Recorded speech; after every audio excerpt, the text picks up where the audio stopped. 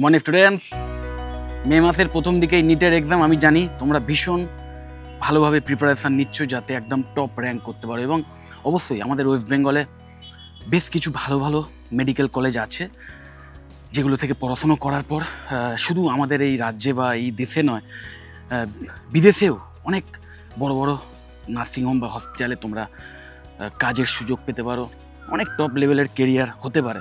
এবার আমাদের ওয়েস্ট বেঙ্গলে বেশ কিছু ভালো ভালো মেডিকেল কলেজেস আছে, কিন্তু তাও তার মধ্যে আমি এই ভিডিওতে টপ 10 সোকল্ড সেই টপ 10 লিস্ট, যদিও আমি এই টপ 10 বা টপ 20 এই সমস্ত লিস্টে বিশ্বাস করি না, কিন্তু তাও জাস্ট তোমাদের কিছুটা রেফারেন্স দেওয়ার জন্যে যে এই কলেজগুলোতে যদি তোমরা করো তাহলে সেক্ষেত্রে তোমাদের ফিজটাও যেমন যথেষ্ট অ্যাফোর্ডেবিলিটির মধ্যে থাকবে, প্লাস এডুকেশান কোয়ালিটি যেটা সেটাও দুর্দান্ত। ফ্যাকাল্টি মেম্বার যারা আছেন, যারা ডাক্তার, সিনিয়র ডাক্তারবাবু, তারাও যেমন ভীষণ এক্সপিরিয়েন্সড, হাইলি কোয়ালিফাইড তো বটেই, সেটা আছে। প্লাস যে ইনফ্রাস্ট্রাকচার, ল্যাব, সেইগুলোও দুর্দান্ত। পড়াশুনোর সিস্টেম টোটালি ভালো, এবং পেশেন্ট এক্সপোজার নিশ্চয়ই জানো তোমরা, ডাক্তারি পড়ার ক্ষেত্রে, এমবিবিএস ডিগ্রি করার ক্ষেত্রে পেশেন্ট এক্সপোজারটা ভীষণ ইম্পর্টেন্ট। যত বেশি ভেরিয়াস ডিজিজ নিয়ে যে সমস্ত পেশেন্ট আসছেন তাদের সান্নিধ্য এই সমস্ত ট্রেনি ডক্টররা পাবেন, তত বেশি তারা সমৃদ্ধ হয়ে উঠবেন। তো সেই ব্যাপারটাও আমি খেয়াল রেখেছি যে এই যে কলেজগুলো নিয়ে আমি আলোচনা করছি সেগুলোতে সব এই সমস্ত ফেসিলিটিগুলো আছে, প্লাস ভীষণ রেপুটেড, মানে অল ওভার দ্য, মানে শুধু ইন্ডিয়া নয়, অল ওভার দ্য ওয়ার্ল্ড। মানে এই হসপিটালগুলো থেকে বেরিয়ে বা এই মেডিকেল কলেজগুলো থেকে বেরিয়ে অনেক নামি দামি ডাক্তারবাবু বিদেশে গিয়েও, মানে দেশে বিদেশে বিভিন্ন জায়গায় সসম্মানে কাজ করছেন এবং খুব উচ্চ পদে বসে কাজ করছেন, দুর্দান্ত কেরিয়ার বিল্ড করতে পেরেছেন। তো রেপুটেডও ভীষণ। এবং তার সাথে সাথে আর একটা ব্যাপারও খেয়াল রেখেছি, সেটা হচ্ছে লোকালিটি। মানে যে কলেজগুলোর কাছাকাছি মোটামুটি একটু একটু হ্যাবিটেবল জায়গা আর কি, সোজা কথায়। ওকে, তো সেখানে যাওয়া আসার ক্ষেত্রে রাস্তাঘাট বা এই সমস্ত বিষয়ে অনেকটা অ্যাক্সেসিবল, সহজে। হ্যাঁ, তো এই সমস্ত ব্যাপারগুলো খেয়াল রেখেই আমি এই টপ 10 লিস্ট করেছি। তো সেই টপ 10 লিস্টের প্রথমেই যে কলেজটা আসবে সেটা medical college Kolkata, then Institute of Post Graduate Medical Education and Research, then যেটা আসছে ক্যালকাটা ন্যাশনাল মেডিকেল কলেজ, তারপরেই আসছে আরজি কর, তারপরেই আসছে নীলরতন সরকার মেডিকেল কলেজ, দেন বর্ধমান মেডিকেল কলেজ, দেন বাঁকুড়া সম্মিলনী মেডিকেল কলেজ, দেন নর্থ বেঙ্গল মেডিকেল কলেজ যেটা দার্জিলিংয়ে আছে, এবং তারপরে শেষ যে দুটো, যদিও শেষ দুটো নয়, মানে 10টা বলে আমি এই শেষ দুটো বললাম, তো আরও অনেক ভালো ভালো কলেজ আছে। প্রথমেই থাকবে এইমস, AIIMS, এটা একদম প্রথম দিকেও রাখতে পারো। আমি অ্যাকচুয়ালি এই 10খানার মধ্যে আবার র্যাঙ্কিং করিনি, যে কোনটা যেটা প্রথমে বলেছি সেটা 1, তারপরটা 2, এইভাবে কিন্তু করিনি। তো এই এইমসকে তোমরা ইচ্ছে করলে প্রথম দিকে রাখতেই পারো, কারণ নিশ্চয়ই জানো যে all India institute for medical sciences এইটা এমন একটা কলেজ, মানে এটা এমন, মানে এই কলেজগুলো মানে যেখানে যেখানেই রয়েছে সব জায়গাতেই ফিজ কিন্তু সবচেয়ে কম। ফিজ যেটা, যে টোটাল যে কোর্স ফিজ, সেটা সবচেয়ে কম থাকে এইমস কলেজগুলো, এবং ইনফ্রাস্ট্রাকচারের দিক থেকেও ভীষণ টপ লেভেলের হয়, টপ নচ হয়। তো অবশ্যই 9 নম্বরে থাকবে এইমস, দেন 10 নম্বরে একটি private college KPC medical college এবং হসপিটাল। তো এই কেপিসিকে এই কারণেই রেখেছি কারণ খুব অ্যাক্সেসিবল জায়গা, একদম প্রপার শহরের মধ্যে, কলকাতা শহরের মধ্যেই, যাদবপুরে, নিশ্চয়ই জানো তোমরা। প্লাস এখানে ওই পেশেন্ট এক্সপোজার কিন্তু দুর্দান্ত, বা এক্সপিরিয়েন্স ফ্যাকাল্টি মেম্বার সব কিছু, সমস্ত মানে অন্যান্য যে রেপুটেশানগুলোর ব্যাপার একটা থাকে বা সেইগুলোও কিন্তু রয়েছে এই কেপিসিতে। তো এইগুলো মিলিয়েই আমি এই প্রথম 10খানার কথা বললাম। এছাড়াও তোমরা যদি বলো যে না অমুক কলেজ কেন এর ভেতর নেই, তমুক কলেজ কেন নেই, আমার মাথায় আসেনি। আমি এই প্রথম 10টার কথা আমার মাথায় এলো, আমি তোমাদের বললাম। এবার তোমরা ভেবে দেখো যে এই কলেজগুলো ভালো কি খারাপ, এবং মোটামুটি ধরে নাও এই প্রত্যেকটা কলেজেরই এইমস আর কেপিসি ছাড়া বাকি সমস্ত কলেজেরই যে টোটাল কোর্স ফি, মানে একদম 5 বছরের যে টোটাল কোর্স ফি, সেটা কিন্তু ওই 40 থেকে 50,000 টাকার মধ্যেই। অ্যাকচুয়ালি এক্স্যাক্ট কোর্স ফি তোমরা অবশ্যই সেই কলেজগুলোর সাইট থেকেই পেয়ে যাবে।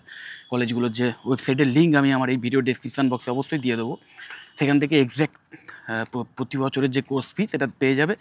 তো টোটাল কোর্স ফি ওই রকম। আর এইমসের ক্ষেত্রে তোমরা নিশ্চয়ই জানো যে এইমস কলেজগুলোতে ফিস সবচেয়ে কম থাকে, এবং এখানে এই এইমস কল্যাণীর ক্ষেত্রে এটা 7 থেকে 8 হাজার টাকার মধ্যেই টোটাল কোর্স ফি। টোটাল 5 বছরের কোর্স ফি 7 থেকে 8 হাজার টাকার মধ্যে। আর কেপিসির অবশ্যই অনেকটা বেশি, প্রায় ৫.৫ লাখ টাকার কাছাকাছি। এবছর হয়তো আরও বাড়বে। হ্যাঁ, তো এক্স্যাক্ট কোর্স ফি ওইগুলো সবই কলেজের ওয়েবসাইট থেকে পেয়ে যাবে।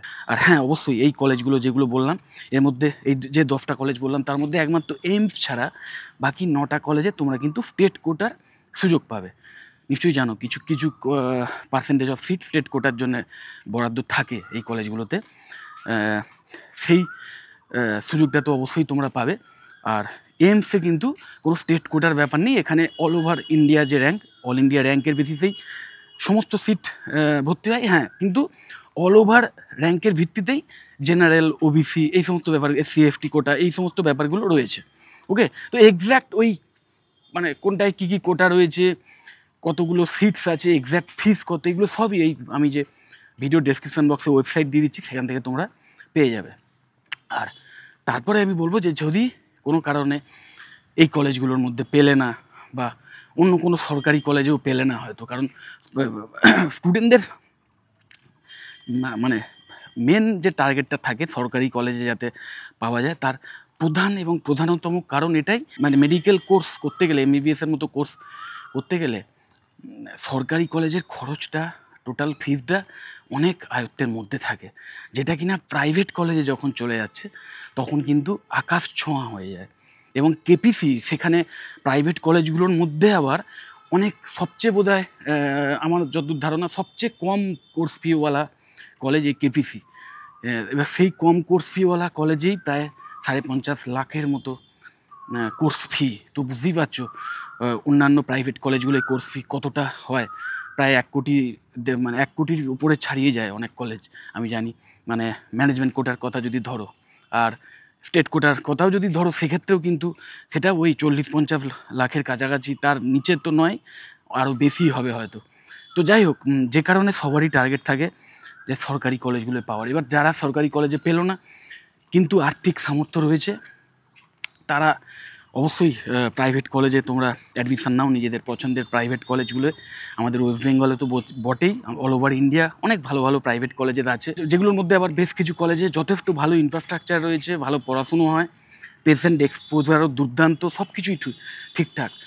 আর যারা ধরো র্যাঙ্ক করতে পারলে না এবং মানে অত কোর্স ফি বেয়ার করার ক্ষমতা নেই, বা ওই লেভেলের কোর্স ফি সেটাকে জোগাড় করার জন্য যে লোন, এডুকেশান লোন, সেটা নেওয়ার রিস্ক নিতে চাও না, যেটা কিনা যথেষ্ট লেজিট। ওকে, অনেকেই ভাবে যে এমবিবিএসের মতো কোর্স কমপ্লিট করার পর ফিস শোধ করাটা কোনো ব্যাপারই নয়। তো এই ভেবে অনেকেই রিস্ক নিয়ে এই কোর্সে অ্যাডমিশান নেয়, মানে প্রাইভেট কলেজেও অ্যাডমিশান নেয় হিউজ একটা লোন নিয়ে। যদি তোমার মনে হয় যে না, আমি অতটা রিস্ক নেবো না, অত হিউজ অ্যামাউন্টের লোন নেব না, আমি অন্য কোনো অপশানস দেখতে চাই, সেক্ষেত্রে আমি বলবো তোমাদের ভেঙে পড়ার কোনো কারণ নেই। অনেকেই আমি জানি ইয়ার ড্রপ দিয়ে আবার পরের বছরের জন্যে, নিটের জন্যে প্রিপারেশান নেয়। আমি জানি এবছরও এমন অনেকে নিটের জন্য প্রিপারেশান নিচ্ছে বা দেবে, তারা হয়তো গত বছর কেন, তারও আগের বছরেও হয়তো নিটের এক্সাম দিয়েছিল, ভালো র্যাঙ্ক হয়নি বলে 1 বছর 2 বছর ড্রপ দিয়ে আবার প্রিপারেশান নিচ্ছে। তো আমি এই ব্যাপারটাকে একদমই সাপোর্ট করি না। তাও এই ইয়ার লসটা অনেকেই করে, অনেকের এনকারেজমেন্টে আমি জানি, এবং সেই এনকারেজমেন্টের মধ্যে আবার কিছু কিন্তু ব্যক্তিগত এবং কুক্ষিগত স্বার্থ লুকিয়ে থাকতে পারে, আর্থিক স্বার্থ, সেটা তোমরা বুঝে নাও। আমি আর বেশি ক্লিয়ারলি কিছু বলবো না এখানে। তো যাই হোক, তোমরা সেটা বুঝবে, তোমাদের ব্যাপার, তোমাদের জীবনের ভবিষ্যৎ। ওকে, অবশ্যই যদি কোনো রাস্তা না থাকে তখন তো ট্রাই এগেন, এটা ছাড়া কোনো উপায় নেই, ঠিক। কিন্তু তোমাদের রাস্তা আছে, তোমাদের জন্য অনেক ভালো ভালো ওয়েজ আছে, অনেক ভালো ভালো অল্টারনেটিভস আছে। যে এমবিবিএস ছাড়াই একটা দুর্দান্ত কেরিয়ার সম্ভব নয়, এই ধারণাটা কমপ্লিটলি ভুল। বেশ কিছু প্যারামেডিক্যাল কোর্সেস তো রয়েছে, তোমরা নিশ্চয়ই জানো যে বিএমএলটির মতো কোর্স তো রয়েছে, যেগুলো যদি ঠিকভাবে ঠিক জায়গা থেকে করতে পারো, ঠিকভাবে পড়াশুনো করতে পারো, সেগুলো করার পরও দুর্দান্ত কেরিয়ার তৈরি করতে পারো। এছাড়াও আমি বলবো যারা একদম ওই মানে টপ লেভেলে গিয়ে একজন ডাক্তারবাবু যে কারণে সমাজে এতটা অগ্রগণ্য হন যে তিনি বেসিক্যালি মানুষের জীবন রক্ষা করেন, সেই লেভেলের ওয়েটেজ নিয়ে যদি তুমি কাজ করতে চাও, সেই লেভেলের সম্মান নিয়ে যদি তুমি কাজ করতে চাও, তেমন রেপুটেশনই যদি তোমার স্বপ্ন থাকে আমি বলবো, তাহলে অবশ্যই তোমরা বায়োটেকনোলজির পথ চয়েস করো না। বিএসসি ইন বায়োটেকনোলজির মতো কোর্স চয়েস করো, অথবা বিএসসি ইন মাইক্রোবায়োলজির মতো কোর্স চয়েস করো, যে কোর্সগুলোর মাধ্যমে এমন বিষয়ে তুমি শিক্ষা পাবে যেগুলো নিয়ে ভবিষ্যৎ দাঁড়িয়ে থাকবে, যেগুলোর ওপর ডিপেন্ড করবে ভবিষ্যতের মানব প্রজন্ম টিকবে কি টিকবে না। ওকে, এবং মানুষের আয়ু বাড়াতে সাহায্য করবে। কারণ বায়োটেকনোলজি কিন্তু যে কটা নেক্সট জেন লেভেলের টেকনোলজি ভবিষ্যতের পৃথিবীকে বাঁচাবে বা এগিয়ে নিয়ে যেতে সাহায্য করবে, তার মধ্যে বায়োটেকনোলজি অন্যতম প্রধান। আর এছাড়াও অন্যান্য কোর্স যদি বায়োলজি সেন্ট্রিক ছাড়া, যে বায়োলজি ছাড়াও অন্যান্য সমস্ত ফিল্ডগুলো আমি দেখতে চাই, সেখানেও যেখানে কেরিয়ার ভালো হতে পারে সেই সমস্ত অপশানসগুলো আমি দেখতে চাই, তাহলে আমি বলবো অবশ্যই তোমরা যদি পিসিএমবি স্টুডেন্ট হয়ে থাকো, যদি পিসিএম মানে ম্যাথামেটিক্সে যদি তোমাদের সাথে থেকে থাকে বায়োলজির সাথে, তাহলে অবশ্যই তোমরা বিটেকের যে স্ট্রিমগুলো রয়েছে, বিটেকের যে ডিসিপ্লিনগুলো রয়েছে, সেগুলোর মধ্যে যে কোনো একটা চয়েস করতে পারো যেটা তোমার পছন্দের। কম্পিউটার সায়েন্স রয়েছে, এআই ডিএস রয়েছে, মেকানিক্যাল ইঞ্জিনিয়ারিং রয়েছে, সিভিল ইঞ্জিনিয়ারিং রয়েছে, ওকে, ইলেকট্রিক্যাল অ্যান্ড ইলেকট্রনিক্স ইঞ্জিনিয়ারিং রয়েছে, ইলেকট্রনিক্স অ্যান্ড কমিউনিকেশান ইঞ্জিনিয়ারিং রয়েছে। প্রত্যেকটাই দুর্দান্তভাবে জব ওরিয়েন্টেড এবং প্রত্যেকটাই মানে এত কিছু শেখার আছে। এবং আজকের এই এআই এর যুগে এত কিছু এক্সট্রা মানে অ্যাডঅনস হয়েছে এই সমস্ত কোর্সের মধ্যে, যে এই কোর্সগুলো করার পর তোমার যে কেরিয়ার সেটা কোনো অংশেই একজন ডাক্তারবাবুর চেয়ে কম গুরুত্বপূর্ণ হবে না বা কম চোখ ধাঁধানো হবে না। ওকে, তো অবশ্যই তোমরা এই বিটেকের বিভিন্ন অপশানসগুলো বাঁচতে পারো যদি পিসিএমবি স্টুডেন্ট হও। এছাড়াও এমন কিছু কোর্সেস আছে যেগুলো বায়োলজি কেন, আর্টস বা কমার্সের স্টুডেন্টরা এসেও করতে পারে, কিন্তু সেই কোর্সগুলো করার পরও দুর্দান্ত কেরিয়ার তৈরি করতে পারো। তার মধ্যে বিবিএ আছে, বিএসসি ইন মিডিয়া সায়েন্স আছে, BSc in hospitality and hotel administration আছে, bachelor of travel and tourism management রয়েছে। প্রত্যেকটাই দুর্দান্তভাবে কেরিয়ারমুখী। আমি এই প্রত্যেকটা কোর্স নিয়ে এর আগে অনেকবার আলোচনা করেছি, আরও করব ফার্দার। তো এই ভিডিওতে আমি এই কোর্সগুলো সম্পর্কে বেশি ডিটেলে বললাম না, তোমরা দেখে নিতে পারো। আর যদি তোমাদের এই সমস্ত কোর্স নিয়ে বা অন্য কোনো বিষয় বা কোনো কলেজ নিয়ে আমার থেকে কিছু জানার থাকে, তাহলে অবশ্যই আমাকে কল বা হোয়াটসঅ্যাপ করো, আমি তোমাদের কমপ্লিট ইনফরমেশান দিয়ে দেবো। যদি মনে হয় ভিডিওটা হেল্পফুল, অবশ্যই লাইক করো। চ্যানেলটা যদি সাবস্ক্রাইব না করে থাকো এক্ষুনি সাবস্ক্রাইব করো না, আর ভিডিও যতটা পারো শেয়ার করে দিও। টাটা।